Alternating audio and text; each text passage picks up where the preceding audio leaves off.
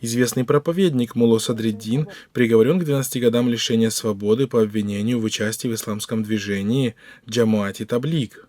Об этом пишет Радио Азади со ссылкой на родственников подсудимого. 35-летний житель Куляба Садриддин Муллоев, которого ранее обвиняли в членстве в Джамоат Таблиг, в феврале этого года вернулся в Таджикистан, заручившись, по словам родных, обещаниями властей об амнистии. Однако 21 сентября Мулло Садриддина вызвали на беседу в Генеральную прокуратуру Таджикистана и задержали. Вскоре в отношении проповедника было сфабриковано уголовное дело по обвинению в экстремизме. Отец проповедника выразил свое разочарование приговором.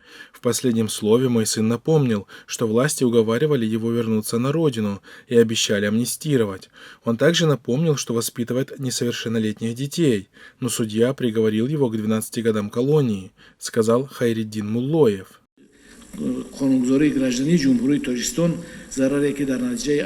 Напомним, что власти страны в 2015 году внесли поправки в Уголовный кодекс, которые позволяют применить акт амнистии к раскаявшимся обвиняемым в членстве в различных движениях, в том числе исламских.